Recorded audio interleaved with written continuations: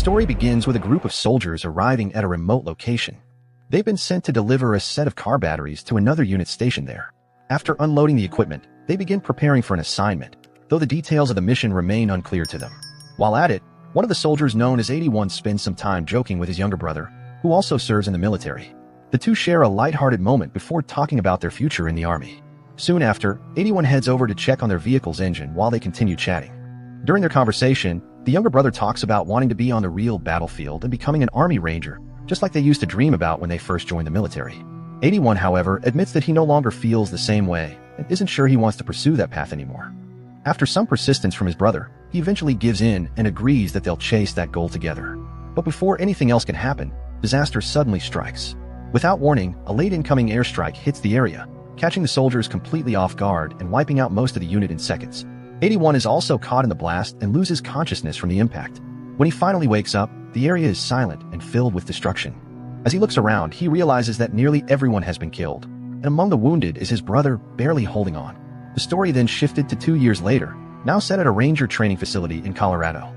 At the base, a group of candidates suddenly receive an urgent order instructing them to move quickly to the induction hall.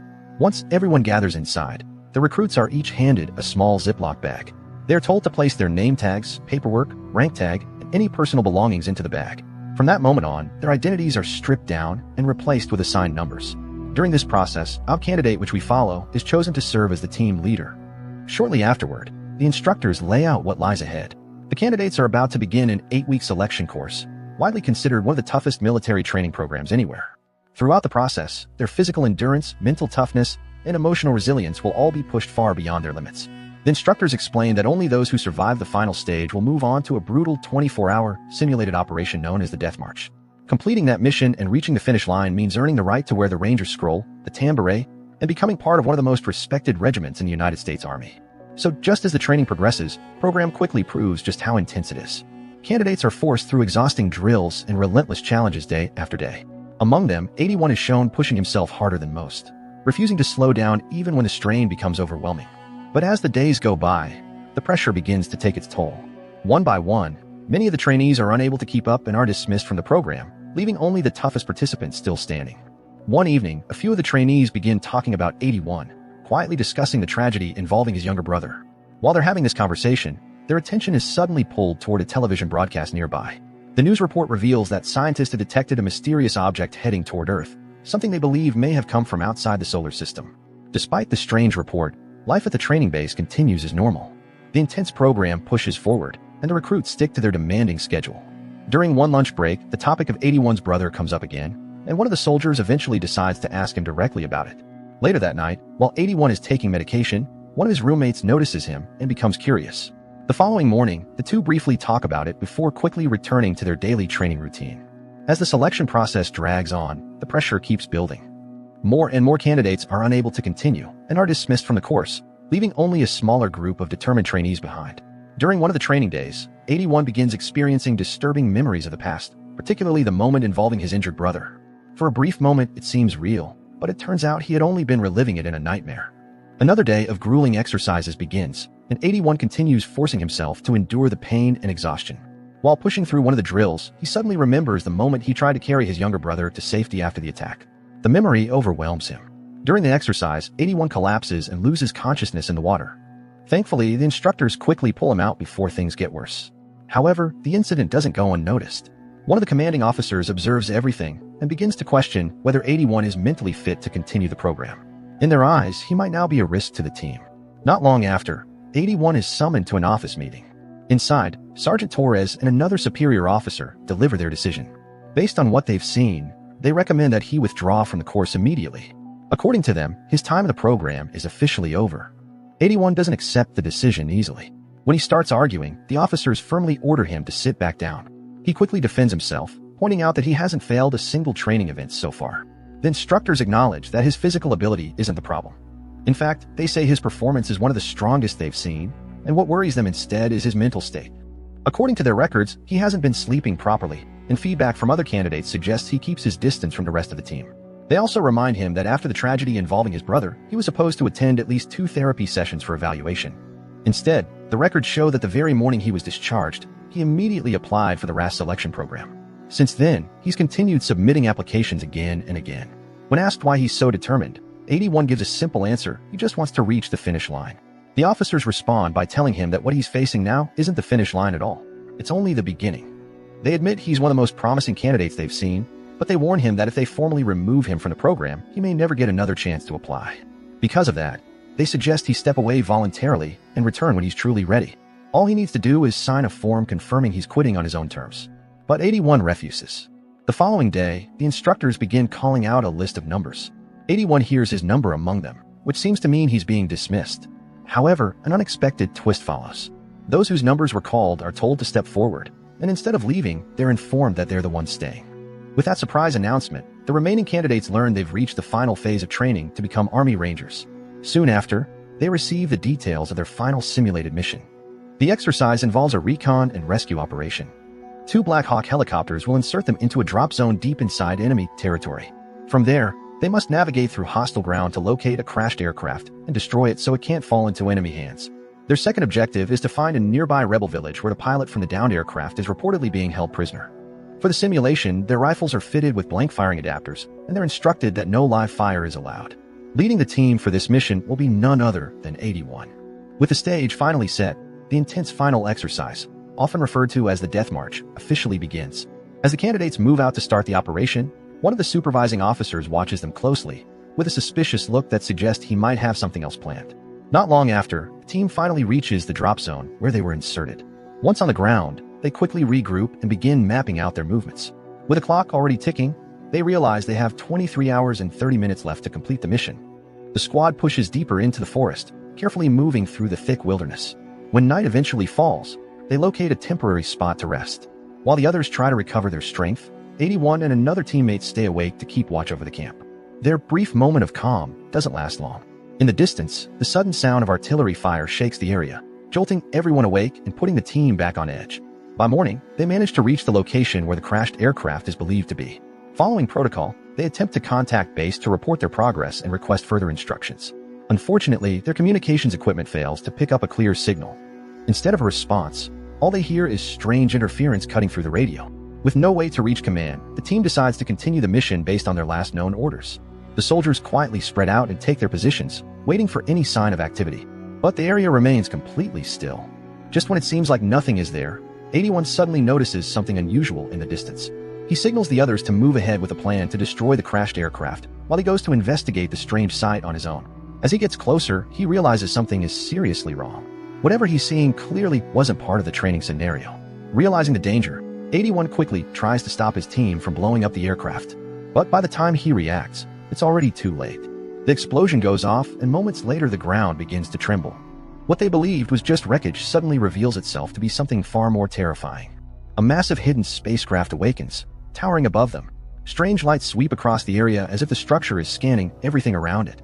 Within seconds, the situation turns into chaos. A mysterious war machine emerges and begins attacking the soldiers. The team scatters, running through the forest in panic as they try to escape the overwhelming threat. Their desperate retreat eventually leads them to the edge of a steep cliff. While they struggle to figure out their next move, another powerful strike hits the area. The blast knocks the soldiers off balance and sends them plunging over the cliff edge. For many of them, the fall proves fatal. After the fall, the few soldiers who are still able to move immediately begin helping the others who are badly injured. While they try to regroup, 81 decides to climb back up the cliff to retrieve communication radio in hopes of contacting their base.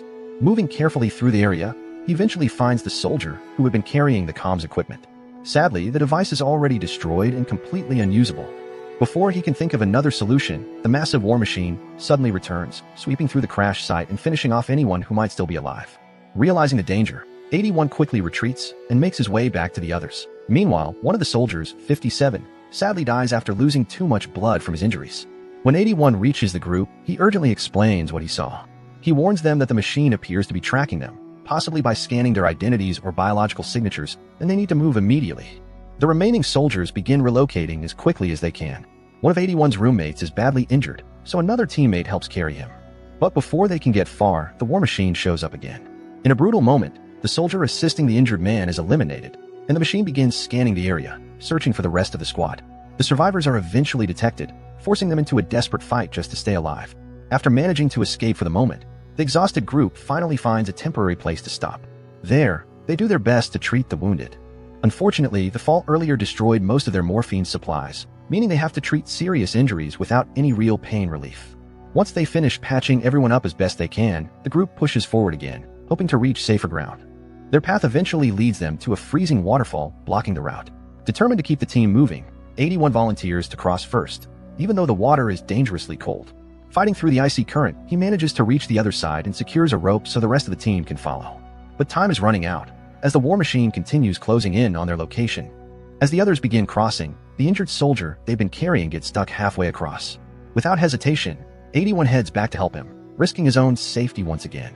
They manage to pull the soldier through safely, but the relief doesn't last long. Moments later, the relentless machine catches up with them again and launches another devastating attack. During the chaos near the waterfall, 81 suddenly gets trapped underwater, tangled in the rope they were using to cross. Realizing he could drown, he quickly cuts himself free and intentionally draws the war machine's attention toward him, hoping to give the others a chance to escape. After a tense struggle, the group is eventually forced through the other side of the waterfall. Once they regroup, they come across one of their senior officers, who seems relieved to see that at least some of them made it out alive. With no time to waste, the survivors continue moving deeper into the forest. Before long, they reach the village that was supposed to be part of their rescue objective. But instead of finding allies or the captured pilot, they're met with a grim sight. The entire camp has been wiped out. While they're trying to understand what happened, they suddenly hear a sound nearby. When they investigate, they discover the sergeant, but he is already dying from his injuries. The shocking discovery leaves the team struggling to process the situation. Seeing the danger they're in, 81 urges everyone to leave immediately, but tensions begin to rise within the group, leading to a heated argument. During the confrontation, 81 finally opens up about the truth behind his brother's death. He admits that he never felt like a hero because he collapsed just 18 kilometers from the perimeter, unable to finish the rescue. Despite the emotional moment, the team quickly gets back to work and prepares their vehicle to escape the area. As soon as the vehicle is ready, they begin moving out. Suddenly, another strike hits the area. This time it lands farther away, but the explosion is enough to remind them that the threat is still very real. Knowing they could be attacked at any moment, the soldiers waste no time leaving the village. Unfortunately, their escape doesn't go unnoticed. The war machine spots them, and during the chaos 15 is killed while trying to deliver extra ammunition to the others. What follows is a brutal fight for survival as the machine unleashes everything it has. Eventually, it manages to disable their vehicle, forcing them off their planned route. A dangerous high-speed chase begins, with several soldiers suffering serious injuries along the way. In the middle of the chaos, 7 is thrown from the vehicle, and moments later the vehicle finally crashes. After a short while, 81 regains consciousness. When he looks around, the situation is devastating. Most of his teammates appear to be dead. Determined to understand what happened, he searches the area and finds only a damaged piece of the machine. Then he hears something strange in the distance. Looking toward the sound, he realizes the war machine is still active and appears to be transmitting a signal toward outer space, as if calling for something. To his surprise, 7 is actually still alive, barely holding on. At that moment, another scanning pulse sweeps through the area. Knowing they could be detected at any moment, 81 drags the injured soldier away, desperately trying to find somewhere safe to hide. After pushing forward for a while, the two are forced to stop and rest as the war machine continues sweeping the area with its scanning system. While watching from a distance, they suddenly notice something unusual. The machine periodically releases bursts of heat and steam, almost like it's venting energy. Seeing this pattern gives 81 an idea.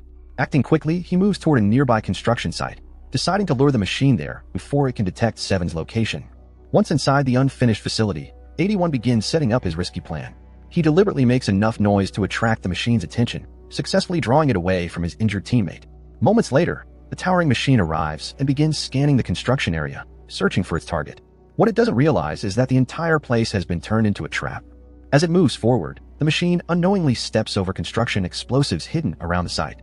At that exact moment, 81 suddenly appears, driving a heavy tractor and using it to push the machine into position. A fierce battle erupts between man and machine. 81 keeps pressing the attack, forcing the machine into the explosives and causing significant damage. The system begins overheating as sparks and flames erupt from its structure. Finally, the pressure becomes too much, and the machine detonates in a massive explosion. But even in its final moments, the machine triggers one last defense mechanism. As 81 approaches the wreckage, it releases a final burst of explosives into the flames in an attempt to destroy everything nearby. Realizing the danger, 81 turns and runs as fast as he can, but the final blast still catches him in a shockwave. Despite the explosion, 81 somehow survives. Still refusing to give up, he lifts his injured teammate and carries him toward the final checkpoint, determined to reach the finish line no matter what. Soon after, the sergeant arrives and greets him, recognizing what he just accomplished. As medics begin treating his injuries, News reports start revealing a terrifying update. More of these war machines have been detected, and humanity still has no clear way to stop them. The sergeant later approaches 81 and asks him to explain exactly how he managed to destroy one of the machines. After hearing the details, they acknowledge his achievement. With that, 81 is officially recognized as a ranger. Not long after, he's invited to address a new group of recruits, sharing a few words from his experience. Once the speech is over, the mission isn't over for long. The team quickly prepares to head out again, this time for a real rescue operation. The movie then came to an end. Kindly subscribe for more movie recap like this. Thanks for watching and goodbye.